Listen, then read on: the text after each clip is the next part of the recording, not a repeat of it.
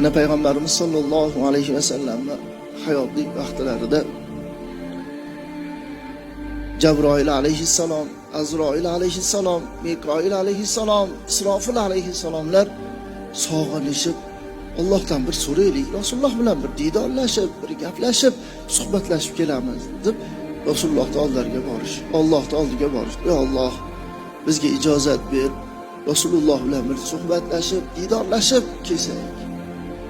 Alloh aytgan ekan, quruq qo'l bilan borgani uyatmaysizlar. Ular aytgan ekanlar, yo Alloh, har birimizni o'zimizga yarasha sovg'amiz bor. Mayli bo'lmasa bo'lsin.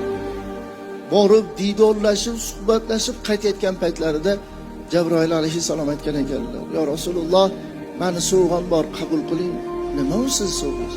Sizni ummatingizdan kim kunda 10 ta salovat aytadigan bo'lsa, Sirot ko'pirigidan yaltiragan chaqmoqqa o'xshab olib o'tib ketaman. Qaranglar, yaltiragan Sirot ko'pirigi 3000 yillik yo'l, qildan ko'ra ingichka, qilichdan ko'ra o'tkir. O'tishligi jannat bo'lsa, toyilishligi jahannam. Yaltiragan chaqmoqqa o'xshash, chaqmoq charsatganda daqiq olib o'tib ketaman. Oyog'i tegib tegmasdan olib o'tib ketaman.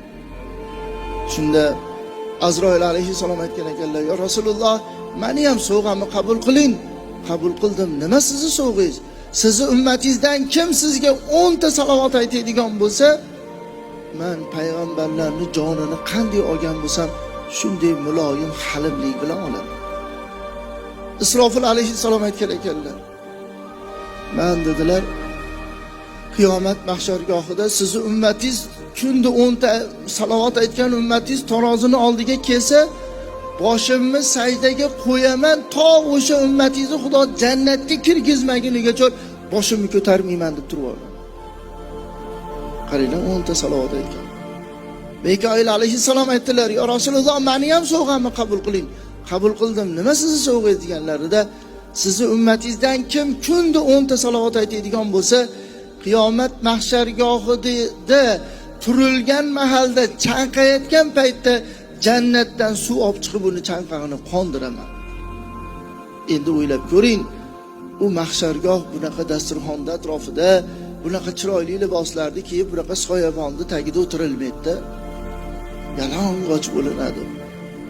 Inson oldidagi insonni kamoli ko'pligidan va o'zini bilan o'zi ovora bo'lganligidan erkak va ayolligini bilishlik tugul rangini ham ajrata olmaydigan joyda, miya choy qaynagandek qaynab, tillar ko'krakka, kindikka, tizzaga, yerga tegib turadigan joyda Mikoil alayhissalom hammani oldida uni ichib olsinlar deb suv olib kelib turishlik. Qarang, suv olib kelib, u chanqog'ini qondirib turishlik. Qanday ham baxt.